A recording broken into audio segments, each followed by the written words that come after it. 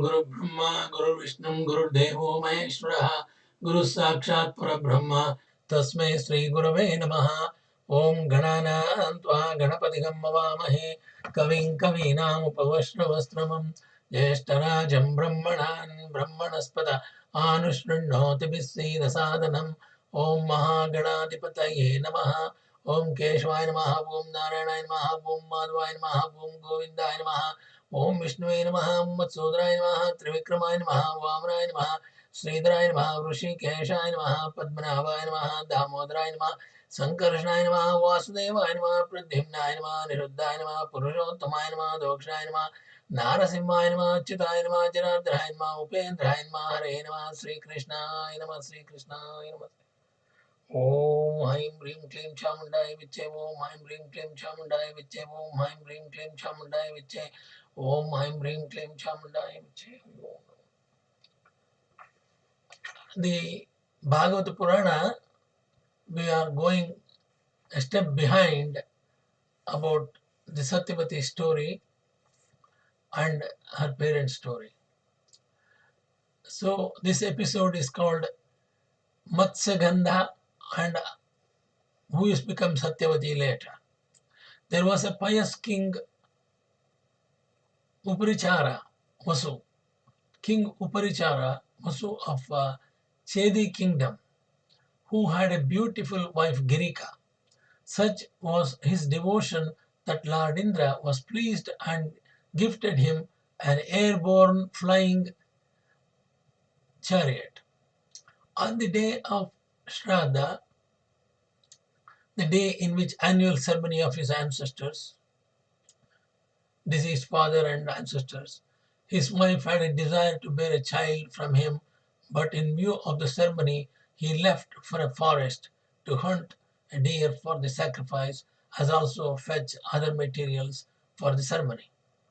But when he was reminded of his wife's request, he was overcome with the passion and split his virility, which he did not wish to waste, and thus retained it on a banana leaf and commanded Falcon to carry the packet to his queen with a message to her. Another falcon mistook the leafy packet as a piece of meat and snatched it. In the clash of the falcons, the packet fell in the river.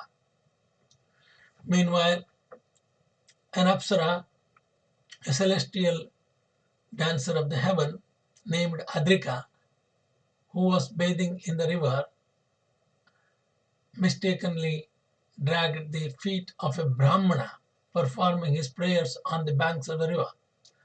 Because Brahmana was disturbed, he cursed the Apsara to become a fish as his meditation was interrupted.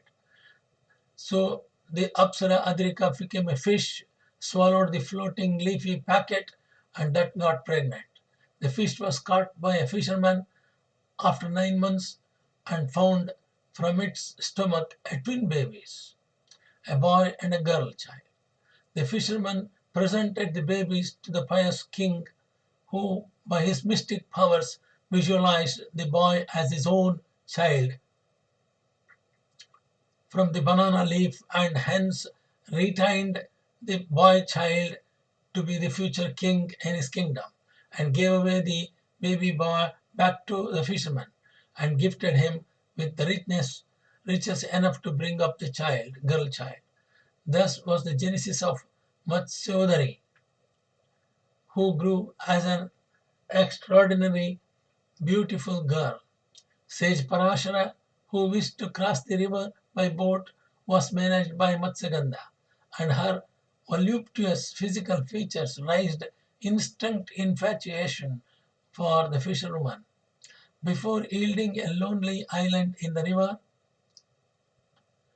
she demanded that she should spread heavenly fragrance from her body over an area of 1 yojana gandha, and that she should be blessed with the extraordinary son, well versed with scriptures and unparalleled devotion to Almighty.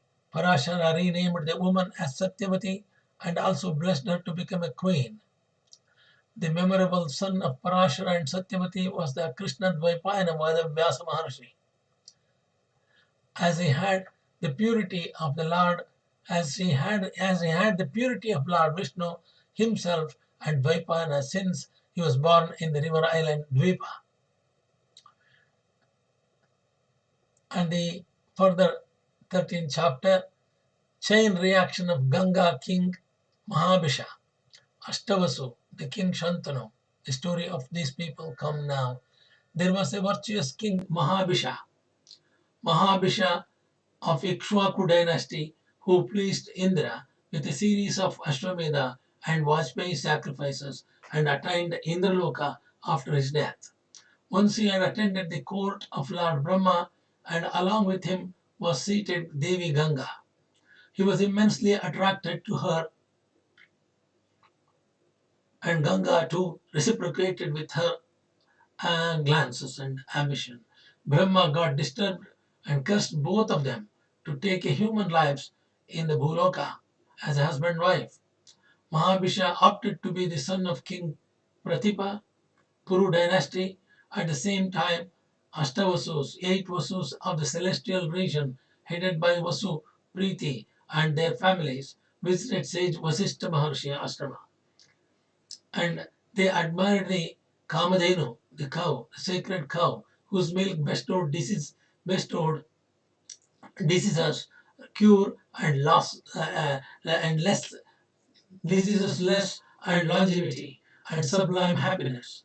The wife of one of the Vasus, Dhyana, was impressed with the cow and quietly stole it and its calf. Sage Vasishtha found in his Divyadrishti, celestial vision.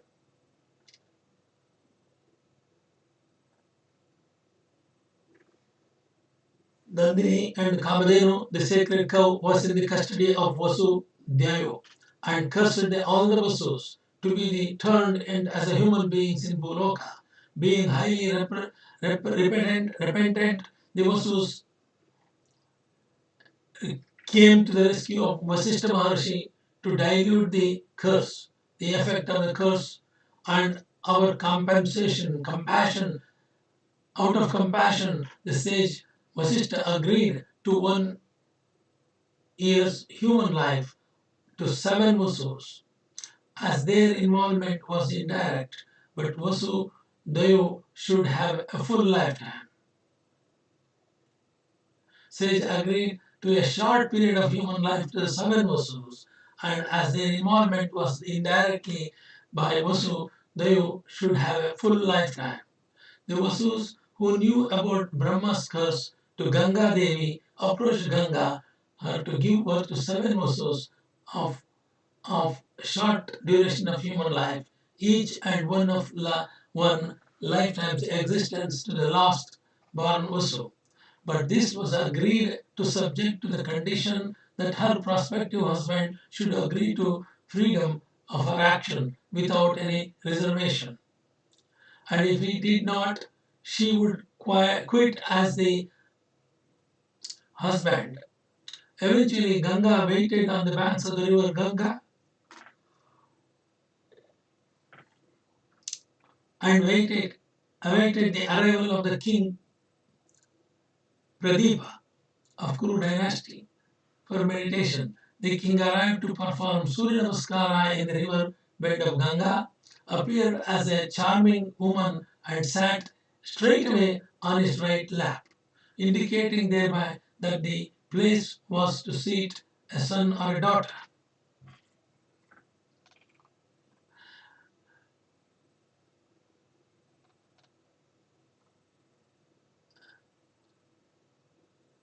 But Pradeepa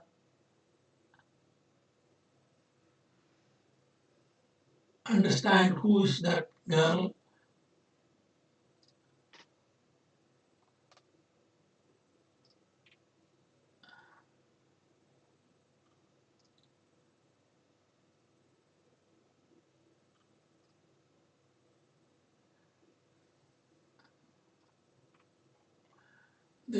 The Pradeepa the king identified herself as Ganga Devi and replied that she would await his son's arrival, who was yet to be born.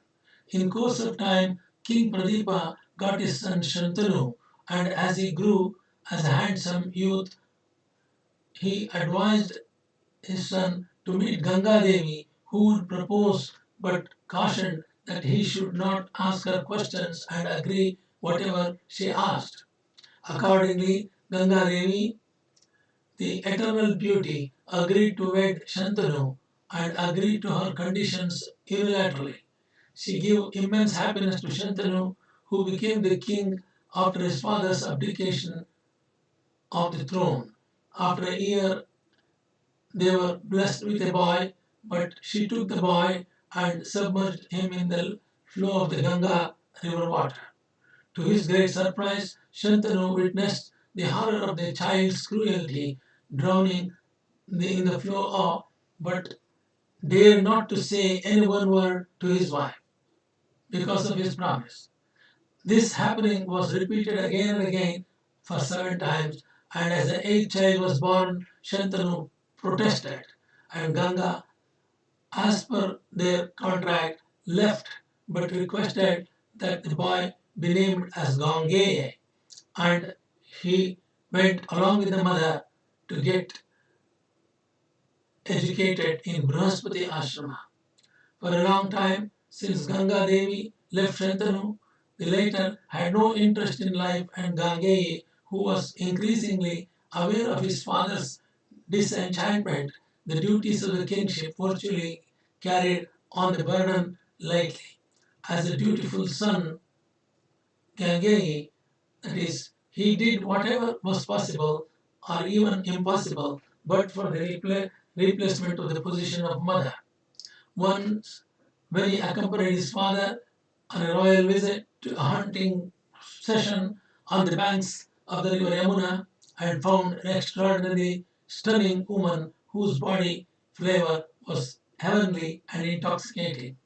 Her captivating physical features sent tremors in Shantanu's mind and asked his son Gangeya to inquire about her.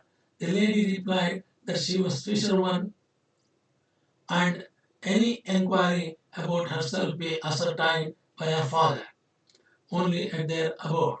The fisherman was not sure whether her daughter's future would be assured, since grown up king in waiting is already in place.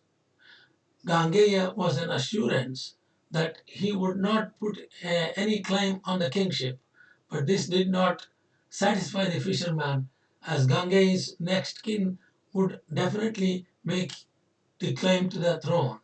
The Gangeya declared that in view of the apprehension expressed by the fisherman and subtly endorsed by his daughter, he would take a sacred oath before all witnesses concerned that he would never ever marry.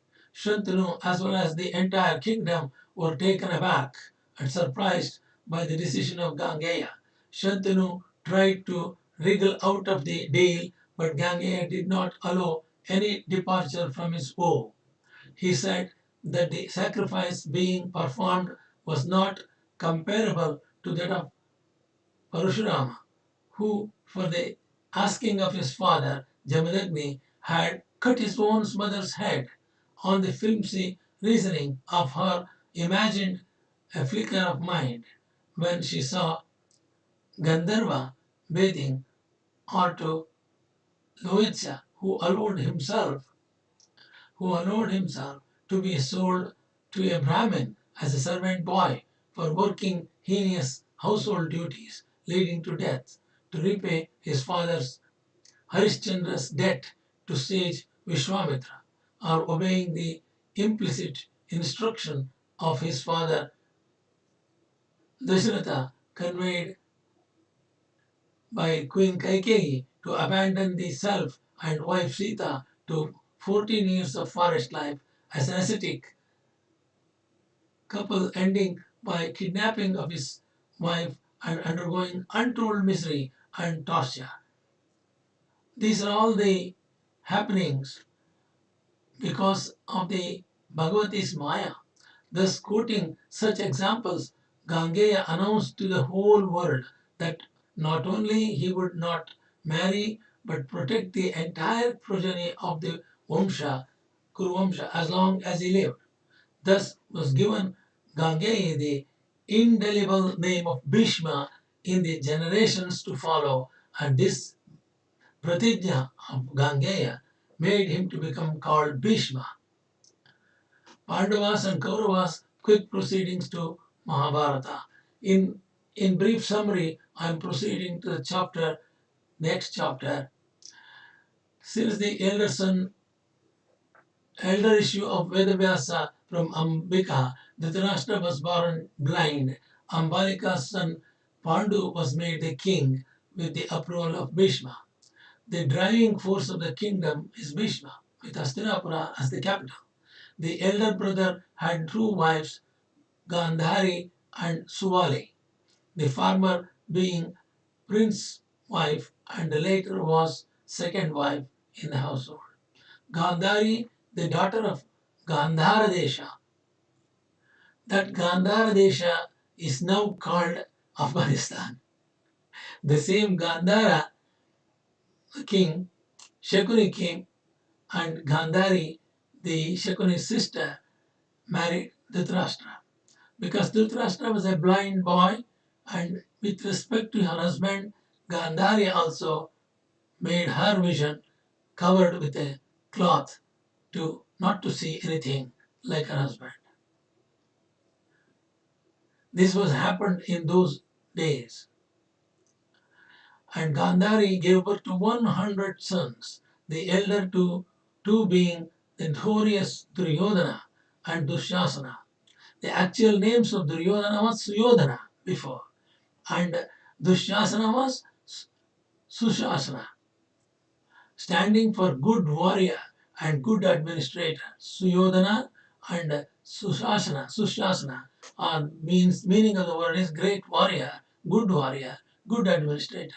Gandhari preferred to close her eyes away out of sentiment if her husband was blind. Suvali's son was Yutsu. Panduraja, the earlier king, was married to Kunti, the daughter of King Surasena and the paternal aunt of Lord Krishna. The Raja also married Madri. The Panduraja also married Madri, the daughter of King Madra. When Kunti was very young girl, her father's house asked to her assist sage Durvasa in her Chaturmasa sacrifice and pujas, yajnas.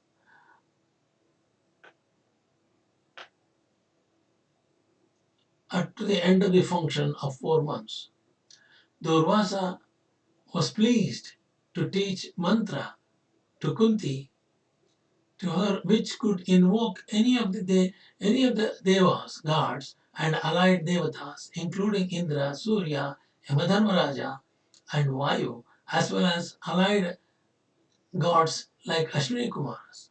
Out of curiosity, Kunti experimented by invoking the sun god in her private chamber, and to her great surprise and dismay, she found Suryadeva himself standing before her and asked her as to whether she desired to have a son or a daughter. Being a tender age of preteens, she was flabbergasted as she odd statement of Surya's.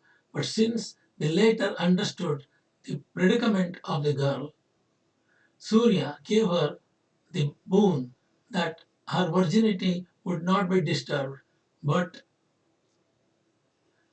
informing her mother of incident, Kunti took her personal maid into confidence. Suryadeva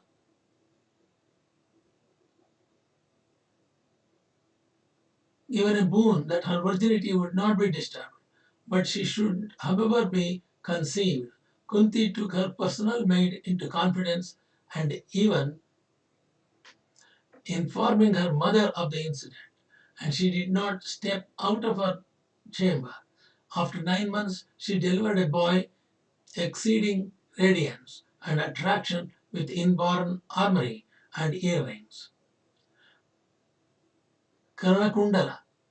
It is the Karna born the first child of Kunti, and inborn armory means a kavacha on the body.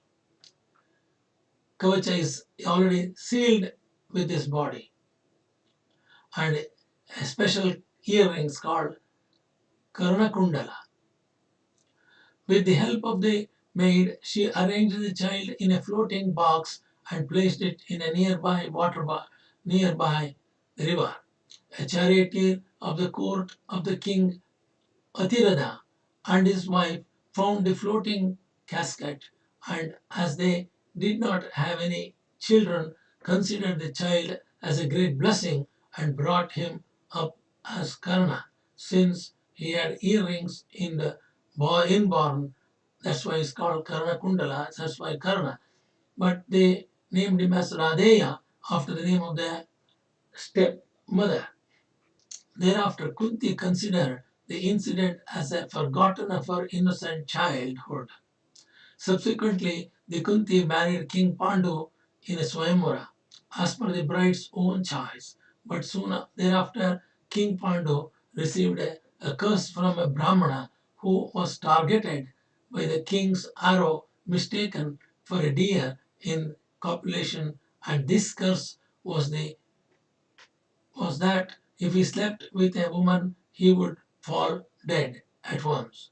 The king knew that without begetting a son, he could not be able to cross the river Vaitharani at the entry point of the hell itself, and the soul would get stuck there itself. Pandu suggested the scriptures would allow a virtuous Brahmana to sleep with her, and Kunti informed that she knew a mantra as gifted by Durvasa Muni, and by reciting that she could be blessed. Thus Kunti invoked Yamadharmaraja, Vayu, and Indra one after the other from time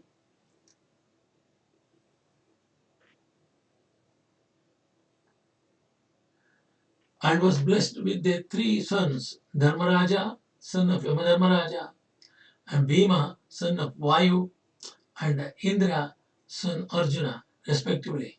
She also passed on the mantra to Madri, her second wife of Pandu, who begot Nakula and Sahadeva as twin brothers. Once, when Pandu ventured a young wrong move to invite Madri in the bed, Pandu died because of the Brahmana's curse. As expected, and Madri too died in self-immolation on the body of her husband Pandu, leaving the two sons to the Kunti's care. Hence they came to be popular as Panchapandavas.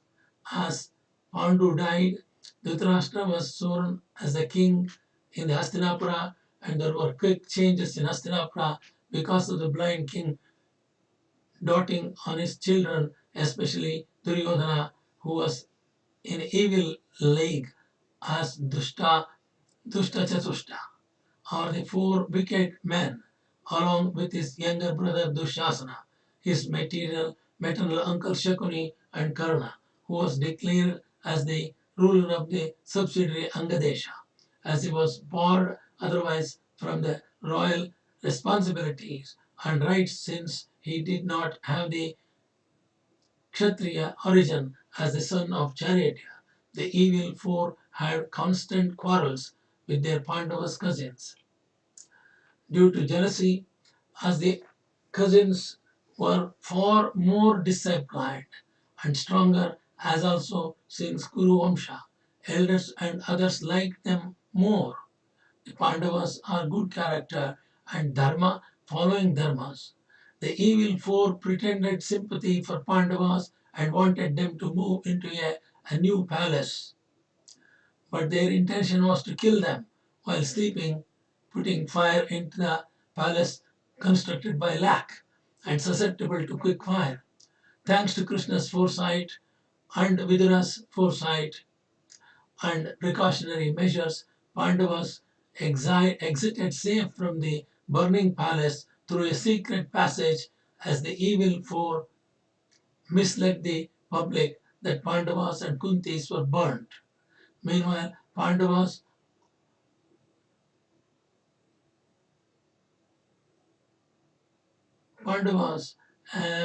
staying with a Brahmana and stayed in the poor family house on rent. When the turn of sparing a person from the landlord house came up for a sacrifice to a demon named Bakasura, as per contract with the village heads and the demon, that instead of his killing the villagers indiscriminately, they were agreed to give one person in a rota. Bhima, the strong man, opted to reach the demon's abode away from the village and brought relief to the villagers by killing him in severe duel.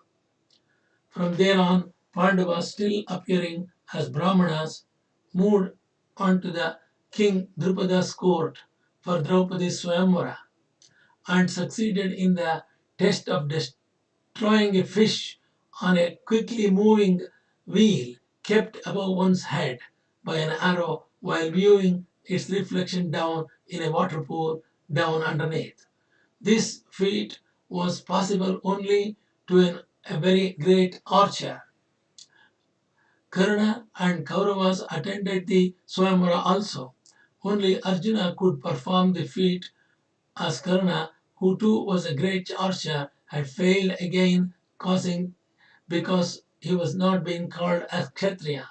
On hearing the good news that after all Pandavas were not dead, the elders of Kuru Vamsha, including Bhishma, Dronacharya, and Kripacharya, were overjoyed by the evil four were shaken. They were surprised. They agreed that a portion of the kingdom be given away to Pandavas as a place, as a peacemaking measure, and the elders like Bhishma appreciated the gesture of Dhritarashtra. Pandavas thus moved to a new capital called Indraprastha, where a fantastic Maya Sabha was constructed by Deva's architect in heaven called Maya. So it's called Maya Sabha, palace of illusions built by the divine architect designer by the name of Maya.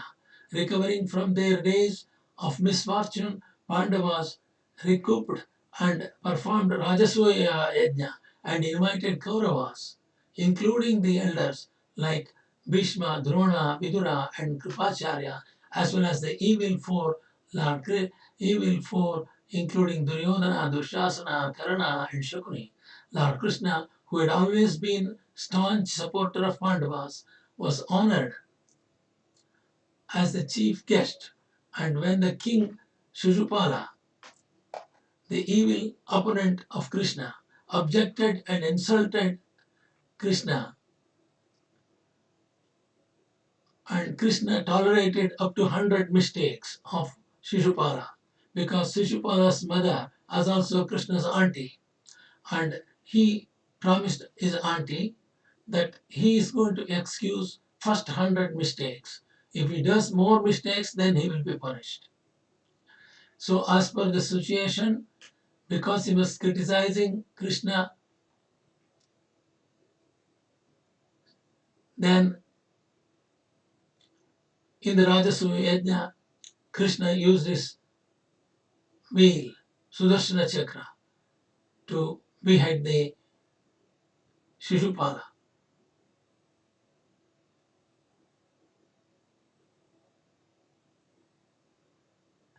So Rajasuya Yajna,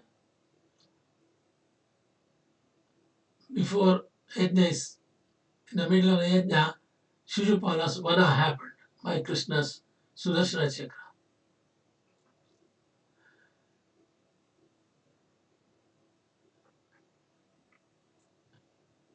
Snippet is that the evil four, especially Duryodhana, felt highly envious of Pandavas, invited them to Hastinapura only to trap them, Dharmaraya, into an unjust chess game with Shakuni, who was an expert in it, and defeated Pandavas against stiff conditions of losing their kingdom and even themselves, including Draupadi, with whom an attempt was made for disrobing in the middle of the palace darbar.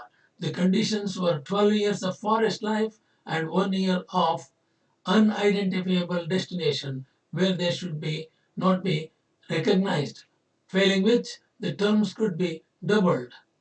During the forest life of 12 years, Kauravas tormented Pandavas, and during the year-long Ajnatavasa or unrecognized place, took refuge in changed status with Dharmaraja as a Kankapata or a Brahmana advisor to King Virata in his later court, Draupadi as a Sairendri, as the maid for the queen's chamber, Bhima as the cook in the royal kitchen, and Arjuna as Brahannada, the transgender dance teacher of the princess Uttara, Nakula and Sahadeva as the keepers of the horse and cows in the palace Goshala.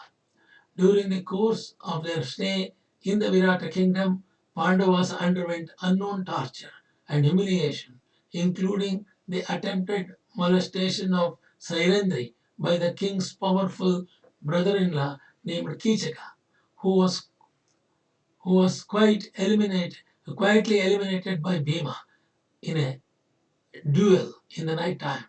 At the end of their stay incognito in Ajnatavasa, Kauravas tried to capture the cows of the king Virata, but by the time Brahannada came into the form of Arjuna as the Ajnatavasa year was completely over and destroyed the Kauravas army single-handedly, and having utilized the Sammohana Astra with the other mantra, which lulled the war stalwarts like Bhishma, Drona, Ashwatthama, and coerced the evil four into long slumber and released the cows of the king Virata back home. There were talks of Sandhi or reconciliation held by Krishna on behalf of the Pandavas, but the puffed up evil four refused even to pin size space for Pandavas, let alone 5 villages to the 5 brothers. And the great war of Mahabharata was fought for 18 days, dragging even the elders of Kuru Vamsha like Bhishma, Drona, and quite a few pious persons by the evil four on one side, Pandavas on the other side, with Krishna as a charioteer. Come unarmed advisor of Pandavas. So he is an unarmed advisor. A major casualty from the Pandavas' side was that of brave and young Abhimanyu, the son of Arjuna and Subhadra, in a Chakravyuha, a circular close fight among many to one unjust encounter. So Abhimanyu was fighting with many together who came. There was a mass destruction in both sides and a refuge and tragedies of stalwarts, including the entire generation of illustrious elders who took part in the battle of Mahabharata, as also the evil four with Duryodhana, Dushasana, Shakuni, and Karna.